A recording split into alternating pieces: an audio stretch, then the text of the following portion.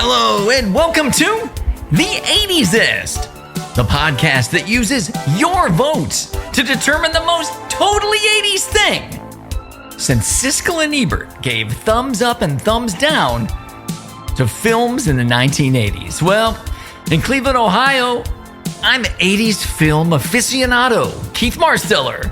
And in Seattle, Washington, I'm Joe Walk, a connoisseur of fine 80s cinema.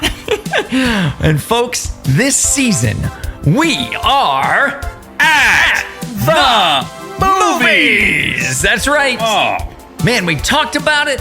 At the end of season 3, we said we're going to do a movie season. yep, we threatened. God damn it, Joe. It took us, I don't know, 2+ months, 3 months? I mean, who's counting? Who's counting? Life happens. And It does. but we're back. We are. We're coming back for more. We're going to be watching some really, really great, terrible 80s cinema. Look, 64. there's some great stuff on this list, and there is some garbage. There's some hot fucking garbage on the list. Yeah.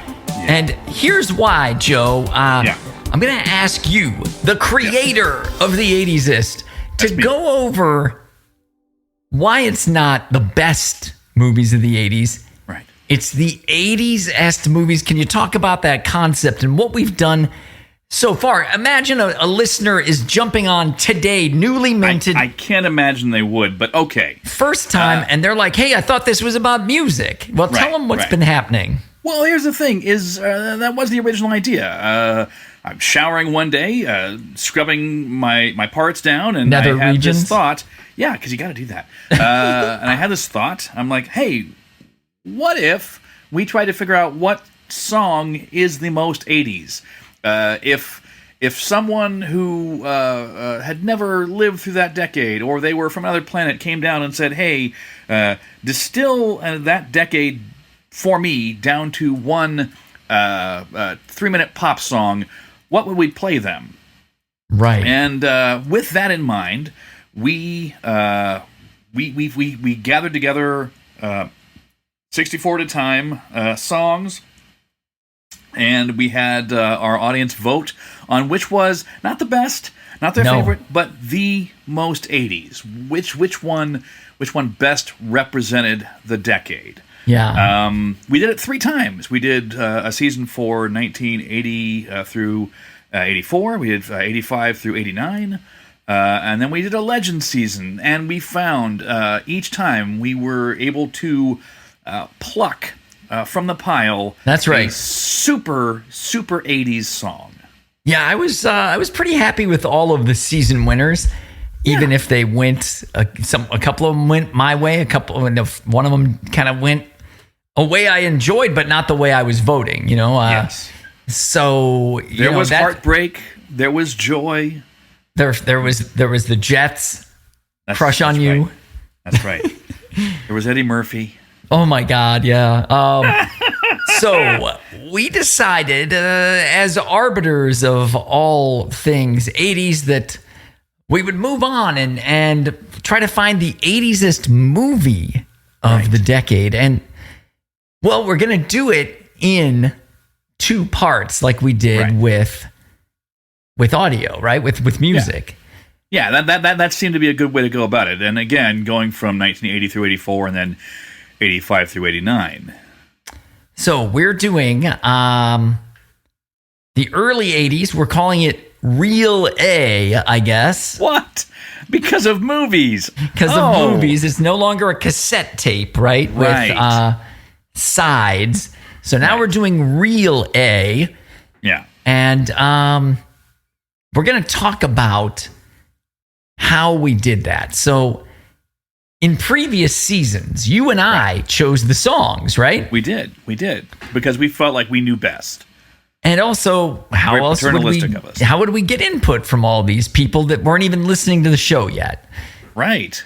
We had only ourselves. It was you and me alone at the beginning. That's it. It was us. I mean, my wife was mildly interested. Yours was wildly uninterested, disinterested. Absolutely.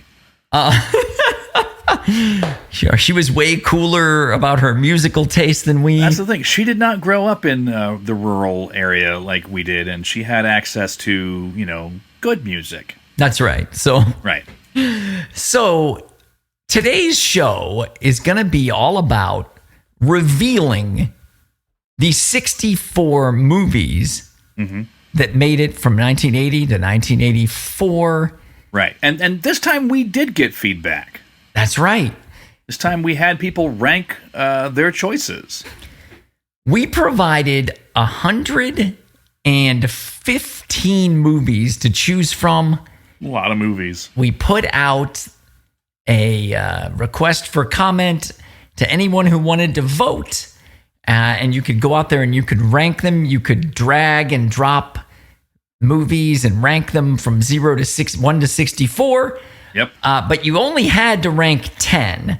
Yeah. And of our 42 respondents, you and I are two of them. Yes, and so we had 40 other folks who put in their opinions. One person just did their top 10. One person did 32, half the field, and then everyone else did 64, I believe. Wow. So most of our listeners are very responsible people. That's right. And so I don't want to half-ass it. We've got, this OpinionX website where we did it, has all the methodology lined up on how to do the weightedness of those votes. Yes. It's like a ranked choice voting type situation. Which we should try for our elections. Maybe. And so everyone ranked them what they thought was the 80s-est, and now we have 64 movies that made it and, 55 movies that didn't. And today we're going to tell you all of the movies that made it. Yeah. And then we're going to start doing round one in our next show. All right. So before we do that, though, Joe, we had some great news come to us here in the off season, didn't we? We did. We had some shocking news come to us, and people who were with us in the end of last season, were treated to our very special guest star Alejandro. Yes. Who talked a little bit about 80s music in Argentina. Yeah, that was my wife and my friend Jennifer, who have listened to every show of the 80s-est, tabbed Alejandro's episode / season finale as their favorite, up there with the Denny episode. People like when there's someone on the show other than us, Joe. I know I do. But yeah, this crazy friend of ours from South America has grabbed a buddy, Marco. His friend Marco's a sound engineer and a DJ, and then also a fine connoisseur of 80s music. And the two of them are starting their own show called Lo Más 80, which is a rough approximation of the 80s-est in Spanish. Nice. But classier. Much classier. Because it's in Spanish. I have given them all of our intellectual property, Joe. I've sent them the logo. I've sent them the opening music, the closing music. I said they're an official franchise of the 80s now. ¿Cómo se dice toid en español? That's a great, right. And I think that's one of those ones that's still like El Toid or But anyway, it's Toid, I guess it would be in Spanish. Sí, claro que sí. Factoid. Anyway, so these guys are doing it. We're going to hear from them in April when they start posting episodes. Nice. We will let you know. I mean, if you guys want to give it a shot with Spanish, Marcia has said she's going to watch it, like have it on and watch the translation scroll by so she can kind of enjoy it. There you go. Now, but if you have a guys, Spanish student in your house, as I do, it's maybe a good thing to have them listen to. Oh my goodness, absolutely. Right? And they're going to approach things from a completely international standpoint. None of this America-centric bullshit that we did. Wait. We had Aha. That's right. We did. We had several Britpop groups in there, Yes. Culture Club. Culture Club. We had Eurythmics. Roxette was in the Right. yeah. But anyway, category of foreigners without foreigner. So they're going to start and they're going to do music their first season. I think they might even go after the whole decade in one season. We'll see how they do it. All right. But stay tuned here. They claim every episode will feature a guest. So they're taking a page from our best successes when we have guests. And they're going to keep doing that. DJs, radio personalities, music fans, and of course, the original 80s-est duo, you and me, are going to be invited to be on this show. I cannot imagine how we're going to do well on it. I mean, I don't speak good Spanish. Yeah, me neither.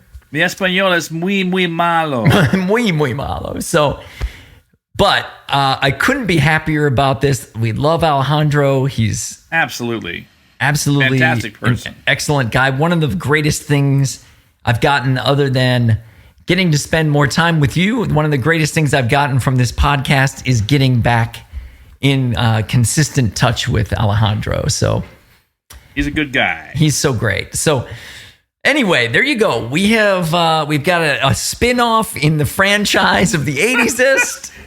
I'm excited about it, but we are open to other franchises. If you are interested, contact our business manager, Taffy. That's right. Taffy will take care of you. That's it. All right, Joe. So yeah, things we learned from trying to cram music into regions, right? Yeah. We're not to do that, essentially, right? Right. Yeah. The is to just let it flow. Let math do the work for you instead of desperately trying to come up with 16 movie songs. That's right. And have people crawl up your ass about Billy Vera and the Beaters. Oh, at this moment, I cannot think of a song that deserves it more than that one. Right. But yeah. So what we did is this time, the listeners chose the things that were going to populate the brackets, and we are just 2 out of 42 votes. That's right. Vox Populi, man. Yeah, and so, we're like a little less than 5% of the votes ourselves, so combined, and right. We let those votes come in, and then we ranked them, OpinionX ranked them 1 through 64, and then we just said, nope, that's it. We're going to leave them that way, and one will play 64, and we'll put them in 4 regions of 16. Right. So our top 4 movies each had their own region. That is right. So as we get to a region, you'll announce the region, and then we're just going to kind of go down the seeds and just maybe we'll make a little commentary, but I mean, we've got entire shows based on each one of these matchups. So that's true. So quick, just clarification, and we should have done this beforehand, but I'm not professional at all. That's all right. Go ahead. We're going through the matchups, right? Not just the 1 through 16 in order. Right. Yes. We're going to say, here's matchup 1, here's matchup 2. Yeah. Okay. All right. Good.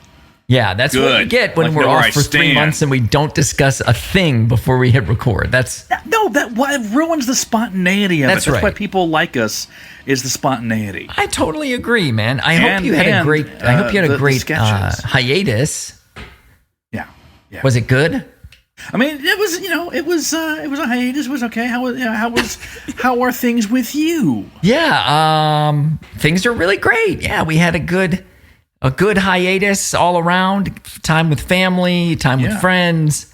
Right. Yeah, a little bit of travel, just, living the dream. But I did miss the pod, and I got several messages from people like, hey, you guys ever going to come back? I got 1 or 2 of those messages myself. Yeah. So I wanted to just real quickly a hiatus highlight from this past week. Do you remember the numerous times I was in Ohio last year? We Like went to 8 a soda times, shop in Salem. Yeah, the soda works. Soda works, yep. And there was one soda there that captured my heart more than any other. The last time I was there, they were out. I had bought them out of it, and they had no more. It was a ginger ale combo with a Christmassy. It's called Gingerino. Yes, Right? yes. And I found that it was bottled by a company that's just north of where I live in Mukilteo, Washington. No way. It's not sold in any stores around here, so I contacted Orca Beverage, the bottlers, and I said, hey, can you tell me where I can buy some? And they said, come here. So this past week, I went up and I bought a case of Gingerino. Oh my God! Congratulations! That is currently filling my refrigerator down here. That is huge for you, man. I'm so happy. I missed it so much, and I'm so glad it's here. And they were so nice. They let us. They're like, hey, we have a free sample section over there. Go and just like get yourself a 4-pack of whatever, man. Oh wow! Yeah, it was awesome. That is so. You'll be a repeat customer there, I assume. I will definitely be a repeat customer, and I am currently again greatly enjoying this Gingerino. I'm going to drink some right now. Oh, great! See if we can catch that on audio.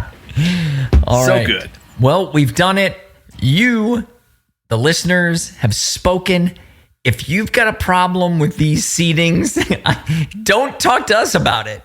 Take it up with Kash Patel. That's right.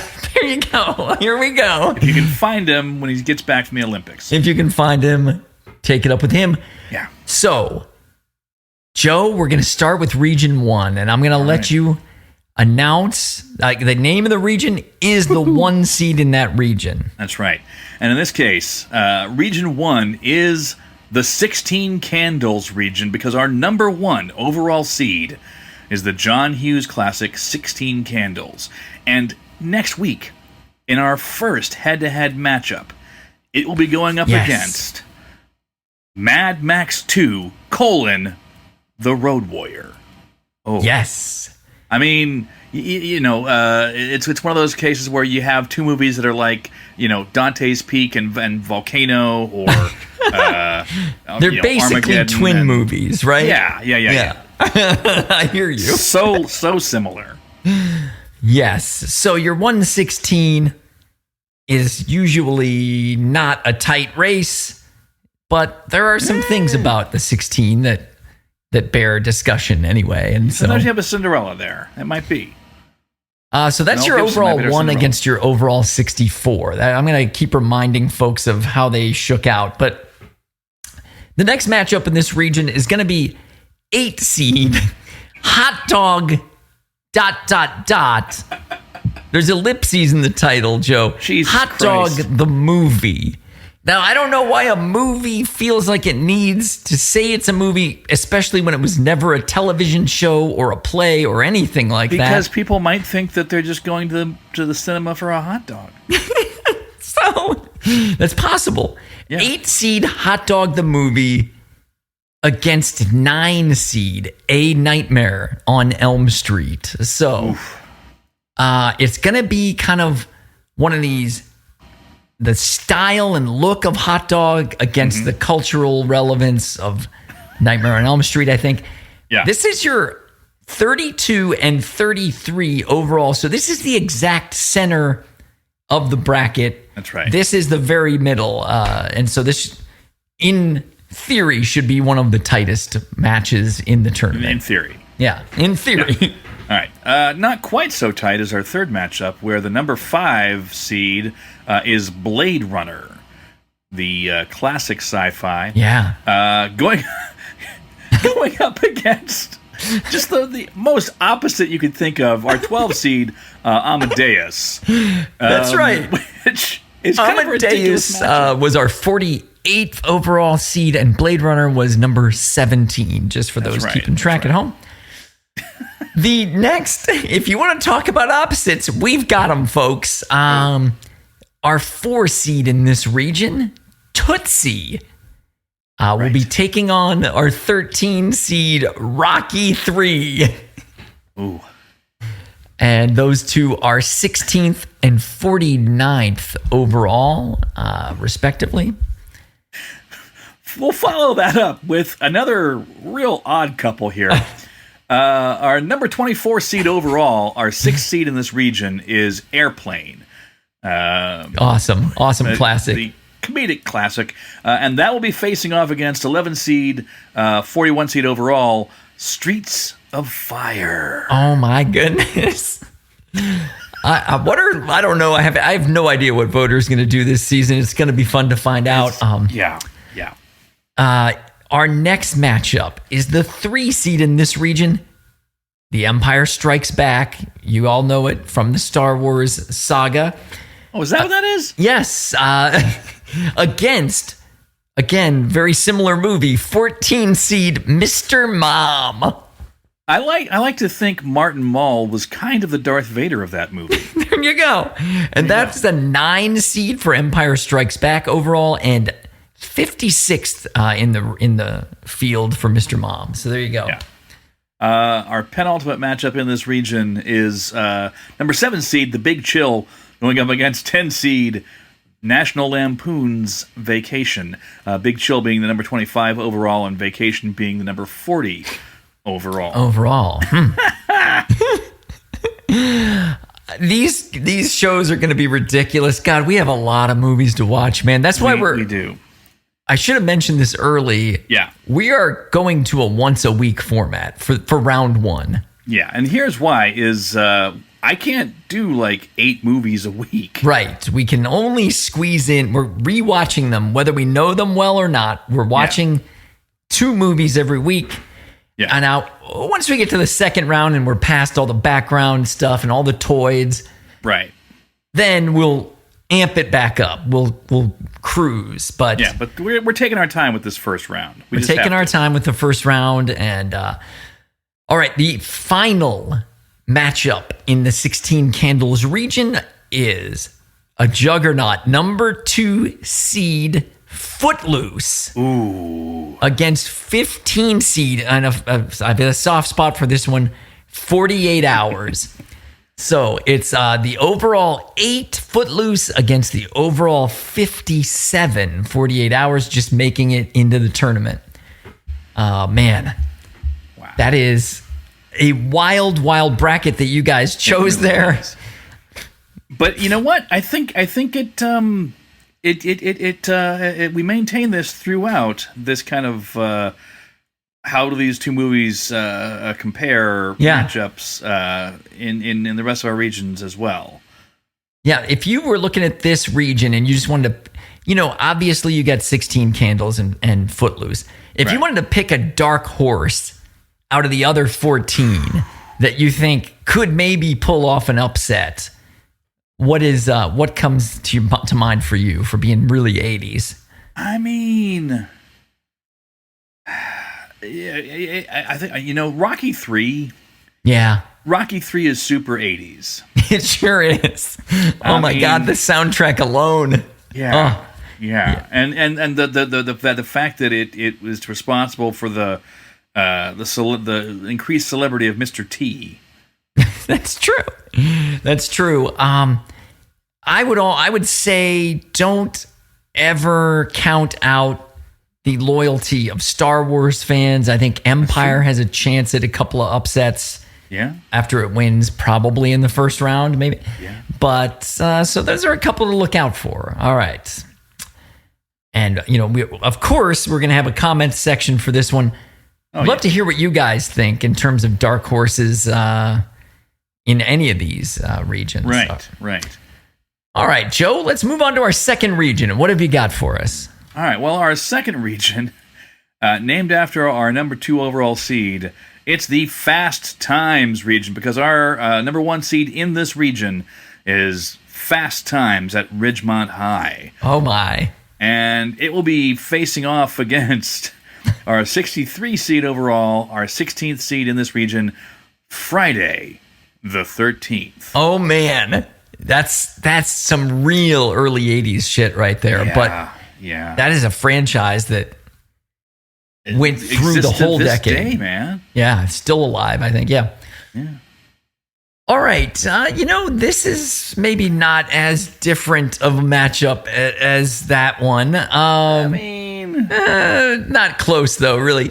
It is 8-seed Class, 31 overall, against 9-seed Police Academy, 34 overall. So this would be the second closest matchup in all of the tournament, right? Allegedly. Right. Now, these are both comedies, but they're very different comedies. Yeah. One's more slapstick. Yeah. Oh, yeah. The other one is kind of situational and has a little bit of angsty drama in it. And, Right. Adult themes. Adult themes, for sure. Adult themes, yeah.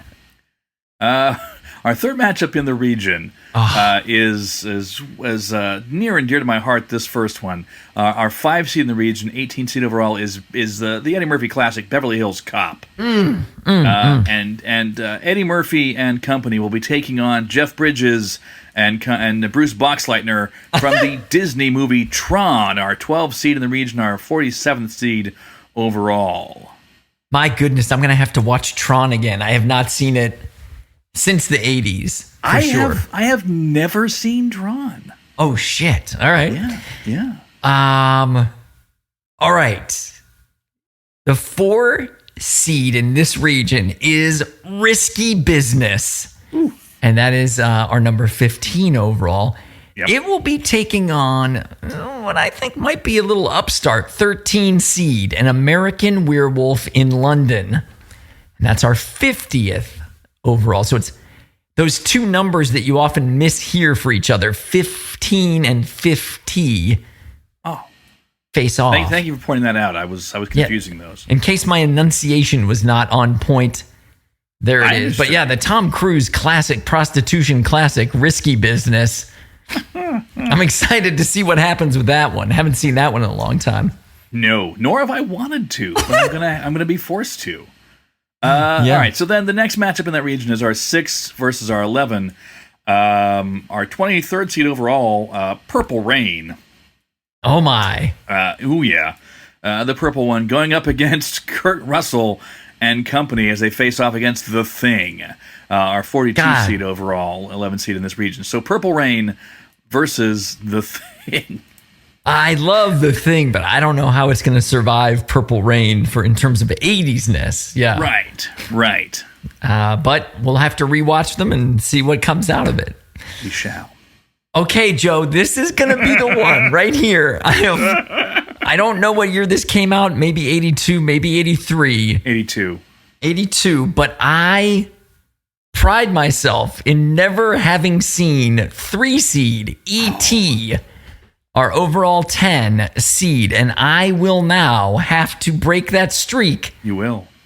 Of 3 years and watch. I will now know what E.T. references mean eventually. Right. But E.T. is facing off against, let's be honest, Sacrificial Lamb, 14 seed, Xanadu. And I know I've seen parts of that with my wife. It's the 55 overall seed. So it's E.T. against Xanadu in the Fast Times region. My goodness.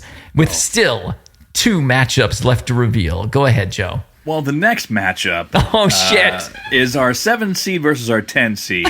And our 7 seed is the sequel that launched 1,000 references. It's Breakin' 2, Electric Boogaloo. That's right. That really exists. That is a movie that really actually is named that and exists. Gen X did not make that shit up. And I've seen that movie. There you go. It is our 26 seed overall. But to make it out of the first round, it's going to have to get past just one hell of a mustache. It's our 10 seed, our 39 seed overall, The Cannonball Run. The Burt Reynolds, Dom DeLuise, Farrah Fawcett classic. Wow. I have seen that, but it's been a very long time. Dude, same. I'm wondering how that one's going to hold up. But what the hell? I'm going to go ahead and guess not well. Not well, yeah. And now the final matchup in the Fast Times region, and it's our 2 seed, Revenge of the Nerds, which is our 7 overall seed out of the 64. And it will face off against horror classic. Classic. 15 seed Poltergeist, which just slid into the 64 at number 58 overall. So that's a real odd bedfellows type situation, Revenge of the Nerds and Poltergeist. Yeah. But, we've got pillars this year, Joe. We do. Ways of discerning what's more 80s that are better than... That's right. We're not leaving this up to chance. That's right. This is mathematically calculated, y'all. All right, what do you got as a dark horse in the Fast Times region? Of course, we got Fast Times itself. Revenge of the Nerds, a kind of a surprise 2-seed for me. A lot of people must have voted for that. Yeah, surprisingly. For me, I mean, for representing the early 80s. Yeah. Xanadu, man. Xanadu is like super early 80s. And you think it could maybe knock off E.T.? Oh, hell no. Oh, okay. For an upstart, I think maybe Breakin' 2, Electric Boogaloo. People are going to love the name. Yeah. I think it could beat the Cannonball Run. And then I think it could upset the winner of the 215. And then be set up for an interesting one against maybe Purple Rain, maybe E.T. I'd look for Breakin' 2 to maybe break out in this region. So I don't know. All right. All right, Joe, it's on to Region 3 now. And what have you got for us? And Region 3 is named after one that I had ranked very highly on my list. Fuck yeah. Region 3 is the Red Dawn region. Hell yeah. Wolverines! Red Dawn is our number 3 seed overall. And in the first round, it's going to be taking on a classic American sex comedy, The Last American Virgin. Oh, our shit. 16 seed in the region and 62 seed overall. Man, fucking Red Dawn rules, man. Forget whether it's 80s or not. It is. But I can't wait to rewatch that one. That's going to be fun. Lord. All right. Now, of course, the next matchup is the 8-9 in this region. And our 8 in this case is the Dark Crystal at number 30 overall. But it's got a decent chance of getting upset by the 9 seed, Fame. That was our 35 seed overall. A very stylistically 80s, look and sound movie. It could be an interesting matchup there. It's another one of those that's really representative of the early 80s. Right. Yeah. After that, we have a really strong 5 seed in Valley Girl. Yeah, for sure. The early Nick Cage movie. It's our number 19 seed overall. And it's facing off against what largely considered a comedy classic, but isn't 80s. Right. It's our 12 seed Caddyshack. I can tell you which one I'd rather watch, but which one is more 80s, a whole different story, right? That's true. Caddyshack, our number 46 seed overall. Oh, yeah, man. Next up, I think these are 2 movies that are near and dear to your heart, especially. They are. I love this first one. It's 4 seed, Trading Places. Another Eddie Murphy entry into the tournament. That was our 14 overall, and it's going against 13 seed Arthur. And that was 51st overall. And I think you had a little sponsorship of Arthur with your one vote, as one person that was voting. I'm pretty sure you pushed that one a little bit. It was in there because it was very, very important to me in the early 80s. These are two comedy classics, in my opinion. I love both of these movies. And Trading Places, I watch every year around Christmas time because it's a Christmas movie, y'all. Yeah, totally. I've seen Trading Places a bunch. I've only seen snippets of Arthur, I'll be honest. That one I'm going to have to watch all the way through for the very first time. So. All right, well, just keep in mind that in 1981, drinking was funny. Got it. Okay. Yes. That is going to be the tough part, is judging the ones we've never seen before with 2026 eyes.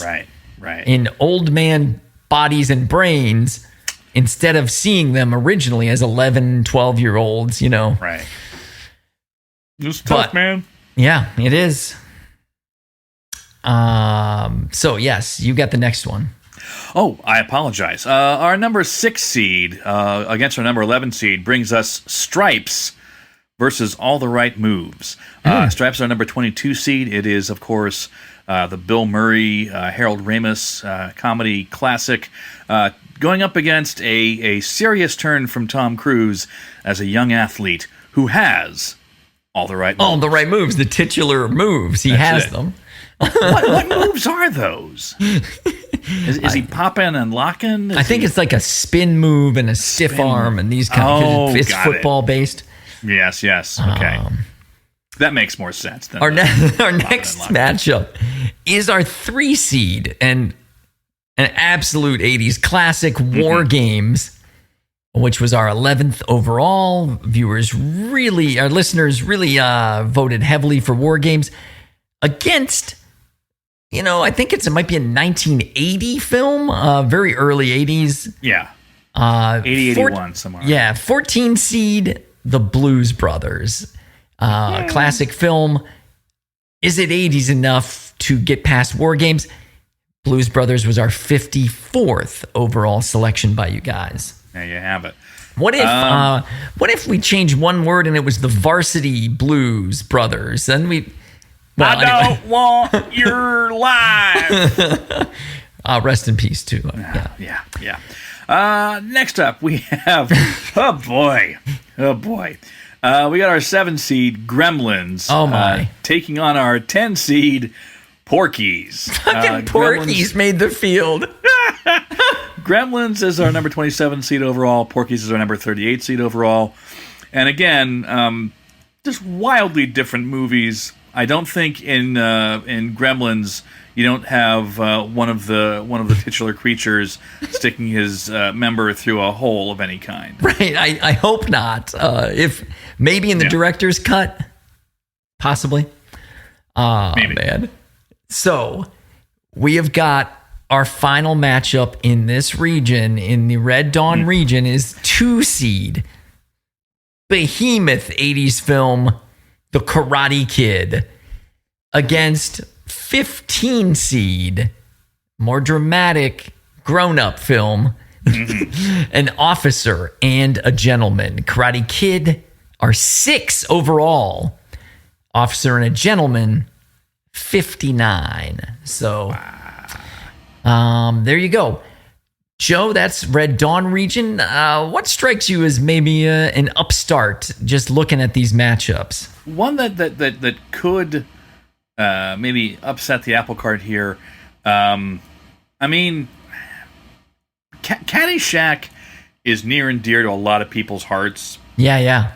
And if people aren't, viewing it strictly through a prism of 80s-ness, yeah, I could see that one taking out Valley Girl, which is lesser known. What do you think? Yeah, not bad.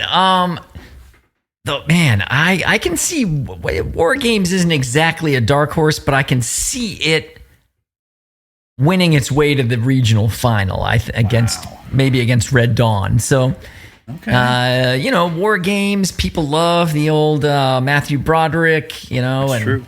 Ali Sheedy. So yeah, a lot of points for casting on that one for sure. Yeah, definitely. So there you go. That is our 3rd region. Joe, that leaves us with only 1 region and 8 more matchups to go, and the field will be complete. And hey, I know a lot of numbers and a lot of names are flying past you. Don't worry. All of these brackets will be posted along with this episode. So yeah. So you can see it for yourself in case you're a visual learner. That's right. If you're a visual person, just sit and read them and wonder what you'll do when we get to that one. Yeah.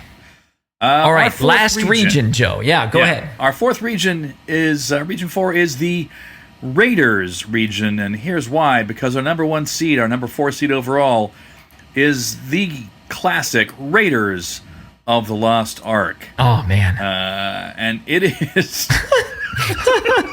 it is taking on 16 seed, 61st seed overall, Staying Alive. Good luck. Oh. Yeah, that'll be...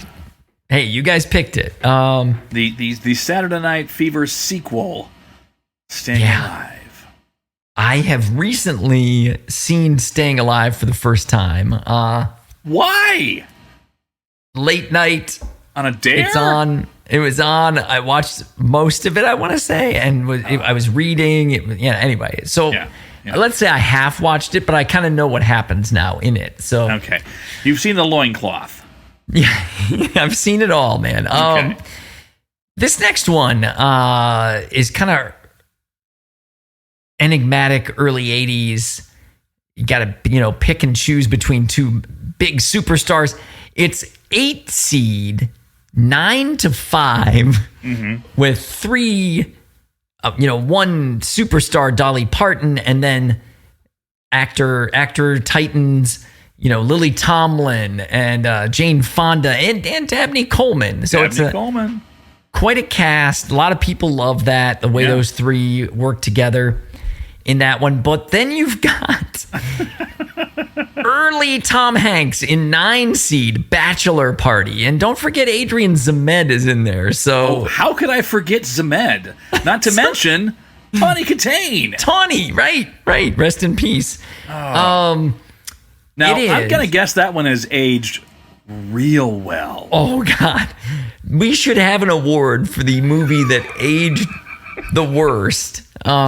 Keep track of it, right? I'm guessing this one's going to be in contention, Keith. Like, maybe we need to start keeping a number of violations or something so that we can actually count them out and give the award to the one that aged the worst. Oof. Anyway, 9 to 5 is our 29 overall seed, and Bachelor Party, surprisingly, was our 36th overall seed. So there you go. After that, we have our 5 seed, Neverending Story, which is our 20th overall, taking on our 12 seed in this region, Escape from New York, which is our 45th seed overall. Yeah, this Neverending Story, I've heard a bunch about it. I've never seen it. Same, not once. And I know that the makers of Stranger Things thought it was very 80s. They included references to it. I mean, it was a formative movie for a lot of people our age or maybe a little bit younger.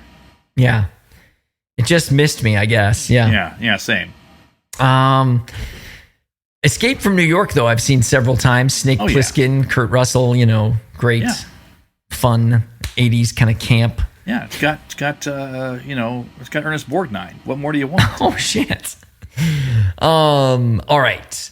The next matchup, and it's a heavyweight 4 seed, The Terminator. Sci-fi classic. Yeah. Our 13th overall seed. Taking on 13 seed, Eddie and the Cruisers. Okay. All right. It's a movie. I've seen it once. 52 overall seed. It happened in the 80s. I don't know how well it's going to do against the Terminator, but I mean, I don't love its chances. They're both, well, I mean, yeah. We'll see how it goes. I don't love Eddie and the Cruisers' chances. I do, like a couple of songs from Eddie and the Cruisers, I guess. If that's, I don't think that's going to help them. Possibly not. Yeah. After that, we have our 6 seed versus our 11 seed. Our 6 seed, you know it, I know it, we love it. It's Ghostbusters. Oh my God, yeah. Which is our 21 seed overall, and it's going to be taking on First Blood. If you're like, what's that? Why, it's the beginning of the Rambo series. Yes, right. But I had to put that in there so people would know what it was. I've now removed it because it made the field.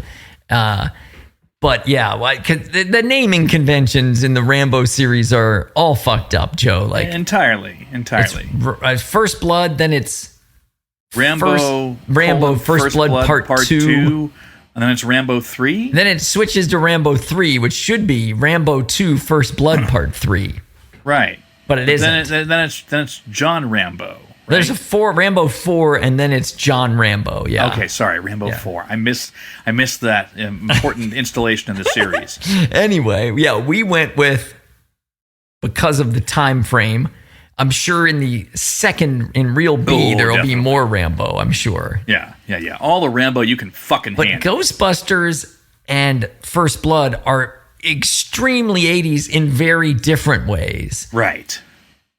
Both with iconic lines and scenes. But Ghostbusters is favored, I think, correctly in this one.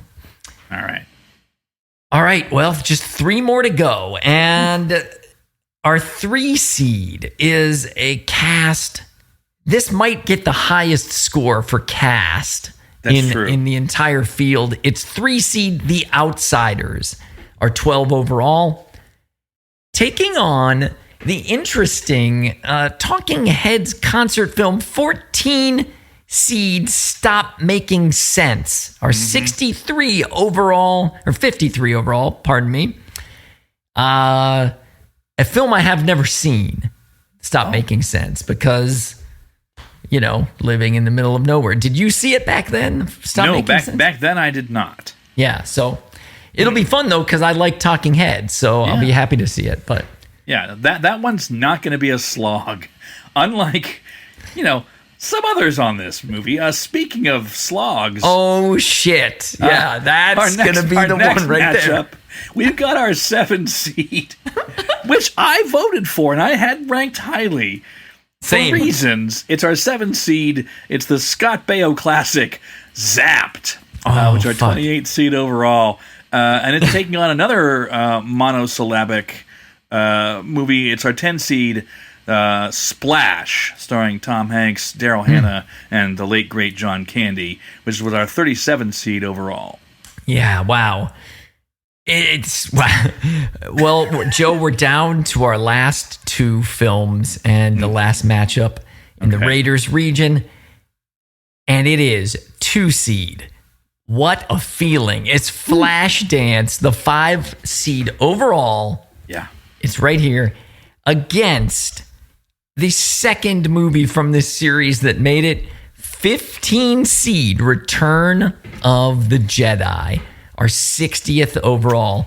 Those are 2 radically different films. Truly. And yet they both of them have little furry creatures that live in the woods. There you go. Right? Isn't that what Flashdance is about? You have a real block on Flashdance because you've never seen it. I think you thought it was about pierogies at one point. Yeah, but they're served by these little furry creatures. They're served by furries. That live in the woods. Oh, shit. So, there it is. Joe, we're in the Raiders region. What do you think might be an upstart in this region? Oh, all right. Here's the thing is, The Outsiders has that cast, but it's set in the 50s. Right. Whereas Talking Heads is so very 80s in its sound and its look. I think that one could upset the apple cart. All right, my pick to smash in the brackets and go all the way to the finals. It probably won't happen, but I'm going to do it anyway. Is Zapped. There's so much 80s-ness in that film. Yeah. And Scott Baio is a terrible human being. Yes, he is. But that doesn't change how 80s. we're gonna have to reckon with this a lot, Joe. There's gonna be a lot of things that happen in these films that are no longer cool. Yeah. And we're gonna have to. We can mention that. Yeah. But we still have to rank this stuff. That was truly how things were in the decade, which is unfortunate. Right.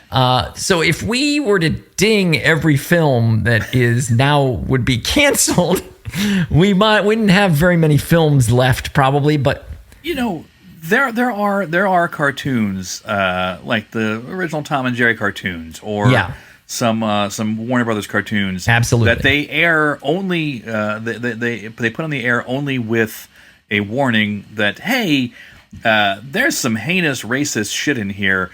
Because that's how it was at the time. Yeah. And we're going to have to do the same thing with this because we have a number of sex comedies here that are just really offensive. And I haven't even watched them, but I'm not offended by a lot of things, but there will be things where I'm like, oh shit, I forgot this is how it was. Like I'm sure that's going to happen. I've already watched a few movies in preparation. Yeah. And there were a couple where I was like, oh wow, we definitely, yeah. No, I mean, right off the bat, our first episode, we have to deal with 16 Candles. Right. 16 Candles, which has several kind of cringy moments. Just some awful stuff. Yeah. Yeah. And yet, when I stopped cringing, I was still laughing at parts of it. We'll have a full conversation about that. Yeah, we'll get to it. Because you take the good, you take the bad. You take them both, and there you You have the facts of life. That's right. You got to get them right. And we're going to get them right this season on the 80s-est. All right, Joe, well, we do this usually when it's just you and me picking the songs. We talk about the ones that we wish had made it. Right. And, well, that's no different here. You and I went like everyone else and filled out 64 of our favorites, and against 40 other folks voting with and against us, and very complex math. And right. We each had a few that did not make it into the field. Indeed. And so I thought we'd just chat briefly about ones that we tried to boost into the field, but the crowd disagreed, right? Right. So let's just have a quick discussion about that. And I'll start it off by saying I really wanted to get in the Dabney Coleman and Henry, what's the kid from E.T.'s? Henry Thomas. Henry Thomas movie Cloak and Dagger. It's about video games and espionage and Atari cartridges. Right. And has a, kind of synth-heavy score. And, it's one of these films where the kid has got power, not powers, but the movie's about a kid, having some kind of extraordinary influence over international espionage. So, well, which happens all the time. Very 80s tropes and very 80s looking, and having 8-bit video games be a central plot piece. I really wanted that one to get in, and so I could talk about it. This is all I get to say about it. Did you ever see Cloak and Dagger? Did you ever see that one? I did not. All right. Well, there you go. It did not make my my watch list in the 80s. That's okay. All right. Well, what's one that you wanted to see get in that didn't make it? One that I thought should have been in there, and I don't know how it did in the voting at all, is Repo Man. Yes. Repo Man, which was not on my radar when it came out because I was just not that was not my kind of thing. But seeing it since then, it is it's got a very it's got a real 80s aesthetic that a lot of people value, and it's also got one of the best made for or edited for TV curse swap outs of all time. The Flip You Melon Farmer. Oh, that is awesome! Just beautiful. Your Repo Man came in 81st overall. Yeah. So. And Cloak and Dagger came in 88th for me. Okay. So, another one of ones that I wanted to... I also had voted Repo Man into my top 64. But it was low, but I think I had voted it in. Didn't make it. Anyway... another one that I wanted to see get in was the school, teen comedy drama My Bodyguard. Right. And it almost feels like a TV movie. And the star looks like a kid who went to our school who I won't name, who pressed his face up against the glass in the bus and picked his nose all the time and ate it. And I'm like, how is this guy the star of a movie? But, there's some real 80s tropes all through it, and the look of it and the feel of it. And it feels like a movie you've seen 20 times because it's so of that decade that it, Yeah. Anyway, My Bodyguard. Don't know if you ever saw that one. No, I missed that one too. All right. Well, I've seen like bits of it, but I haven't seen the whole thing. Definitely. Next on my list is to me it was very, very 80s. It's Moscow on the Hudson. Robin Williams plays a Russian circus performer who defects to the U.S. And it's about his life here as he adjusts. And first off, Robin Williams starring, and second, the whole tension with Russia thing. It struck me as very, very 80s. Ah, nice. See, that one missed me, and so I didn't vote for that. Maybe that a lot of folks maybe didn't see it then, because that does sound pretty 80s. And Robin Williams is awesome. Like a lot of teenage radars, I don't think. I think that's what happened to my other one. Even though the title song "Against All Odds" was a massive hit in the decade, the movie "Against All Odds," which we talked about, when the song was in the Legends bracket. Right. I believe. And, football-based movie. And we talked about it before anyway. And it felt... I saw it back then.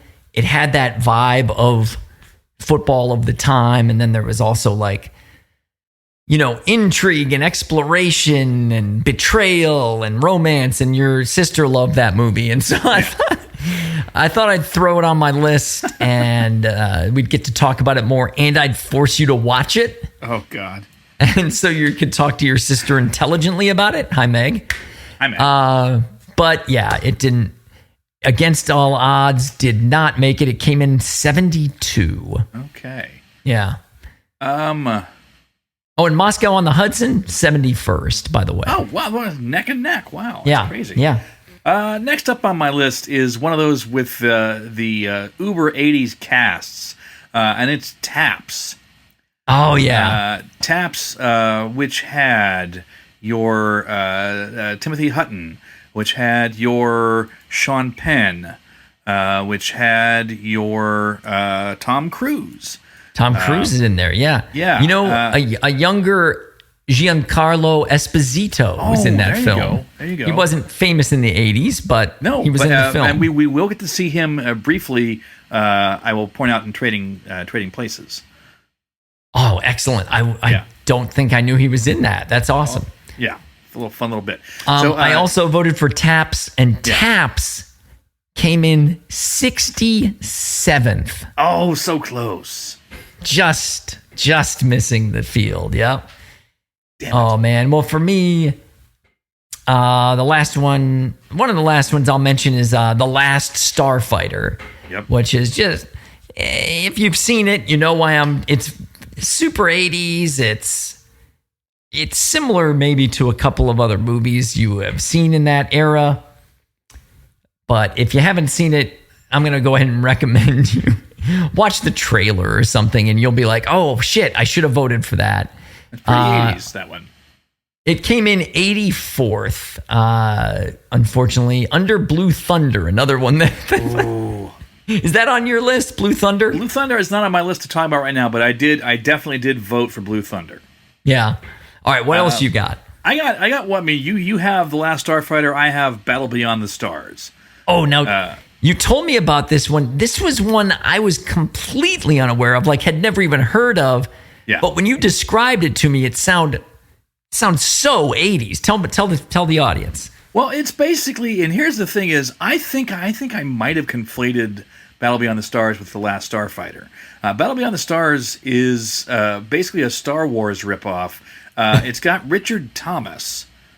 Oh shit! From the Waltons, John Boy as the hero, and it's like a whole host of weird aliens fighting each other in space. It's really not much to speak of. Interesting. Yeah. Well. Yeah. And was that a TV one, or was that actually a cinematic? No. release? That was released in the movies. To the best of my knowledge, I remember seeing the movies. Yeah. Okay. In Last Starfighter, a guy gets the high score on an arcade game that's actually a simulation test. Right. And they recruit him to fight against aliens in a by war. one Robert Preston, by the way, the Music Man. That's who. Okay, Robert Preston. Okay. Yeah. Because I was like, I can't name a lot of this cast. You know what I mean? Yeah. And so it's like Lance Guest, I think, is the main guy. I don't know him in anything else. But anyway, I don't know that he did a lot. The fact that video games and it's not a direct Star Wars ripoff or anything, but it's capitalizing on the space opera craze, right? And so that's why I thought The Last Starfighter was super cheesy. Anyway, I'm backtracking. So Battle Beyond the Stars, even though it didn't make the field, it was at number 90, in fact. I'm still going to check it out when we have some free time because I want to be able to chat with you about it. Now, one I think we both had in common, so we can talk about it together, was Scanners, right? Now, tell me what you thought about Scanners. It's a science fiction kind of horror movie. Yeah, Scanners was one of those that was on late night cable when I had HBO, and I probably shouldn't have watched it, but I did. And it's one of those where, like, every once in a while I'm like, wouldn't it be great if you had those Scanners powers just for a day, just to like the ability to telepathically or maybe it's telekinetically, whatever, to blow up like somebody's head. Right? Yeah. Blow up their head. Just for shits and giggles. So it's more than that, but Scanners was kind of an iconic one for me for whatever reason. I have that one guy's head exploding on television or whatever.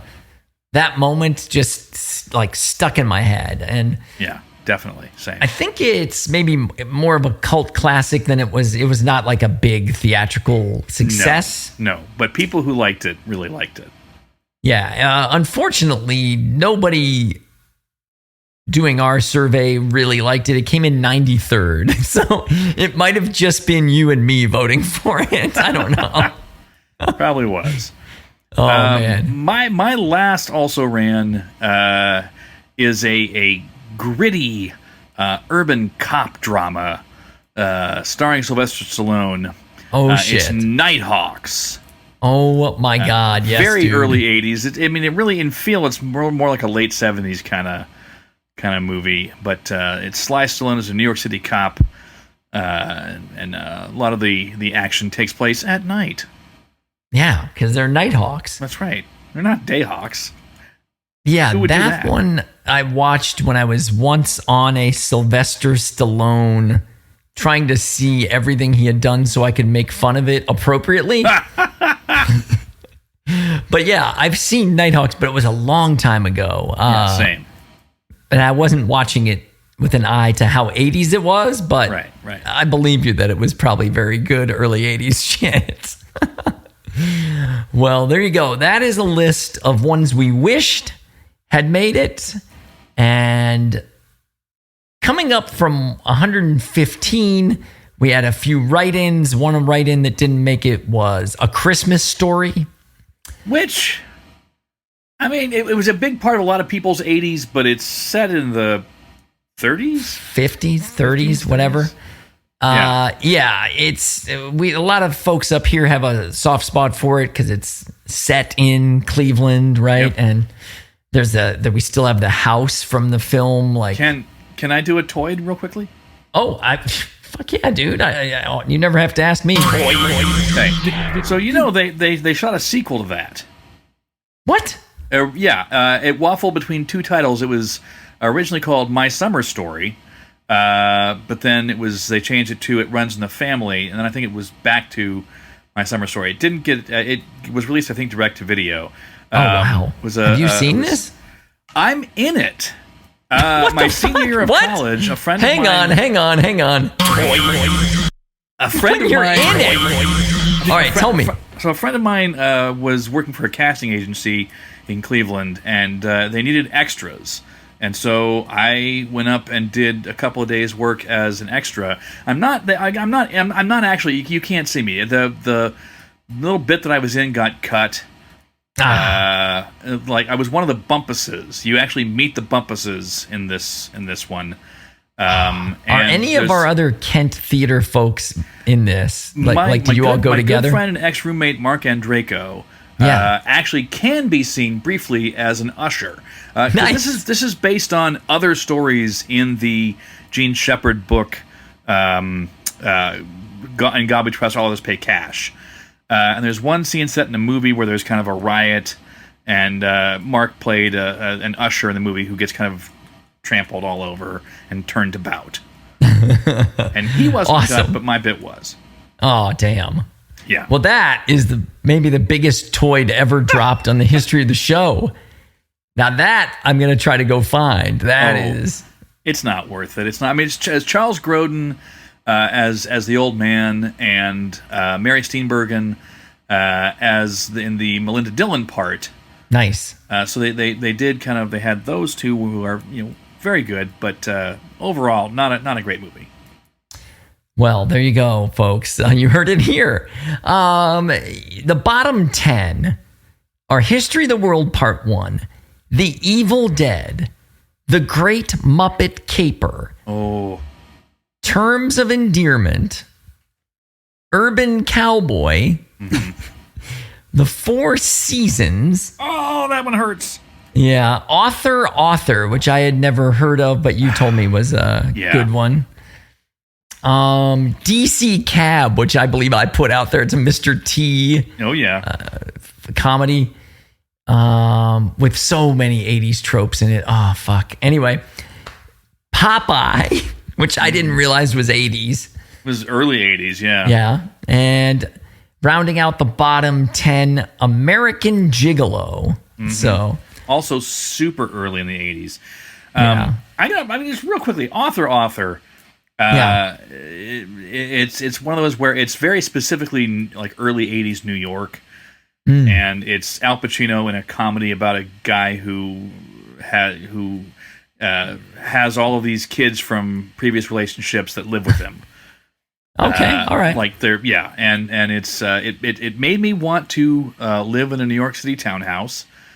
And it's notable because there's a scene where Pacino and his son, played by the great Mino Palouse, go for a run in jeans. and just like, I don't know, like tap shoes or some shit like that. It's just like, Pacino says, I'm going to go for a run. And they go for a run. That is wild. Well, it's crazy. I got to give you did go live in New York City. I did. And you did not run in jeans. No. I'm not RFK Jr. Oh, Jesus. Thank God. The first 10 out, starting at 65, were Christine, Teachers, a Nick Nolte vehicle. Oh, yeah. Taps that we mentioned. Heavy Metal, which I was hoping it was at one point was in the field, but then like 10 responses came in the last few days and wiped it out. Got it. Rumblefish missed. The Shining missed at 70. We mentioned Moscow on the Hudson and Against All Odds at 71 and 2. Firestarter at 73. Drew Barrymore. And the 10th out, The Last Unicorn. So there you go. There's a bunch in between that I guess I won't read. I could post the final list, though, so you guys can read through them at your leisure. There you go. But there you go. That's it, man. All right. Those are the brackets. It's time to get started on it. Woo. Right? Yeah. And thanks, guys, for coming back on board and getting going again with the 80s-est. Really it's good to be excited. talking with you guys again. Absolutely. So, Joe, I guess I'm going to say that's all the time we have for this week. Next time on the 80s-est, it's going to be 16 Candles, the 1 seed against 16 seed Mad Max, Mad Max 2, colon, The Road Warrior. There you go. Sorry, it's the punctuation colon, not the word colon. No, Mad Max's colon does not play into it at all. That's right. Yeah. Yeah. All right. So to be able to vote for your favorite movie when we start this next week, make sure you sign up for our Substack. It's the 80s-est.substack.com. Free now and forever, always, because what are we going to charge you for? No, we don't do that shit. No, that's not our style. So No. Well, that's all for today's show. In Cleveland, this is Keith Marsteller, and until we meet again, be excellent to each other. And in Seattle, this is Joe Walk. Thanks for listening. Tune in again next week because we'll be back. Hell yeah.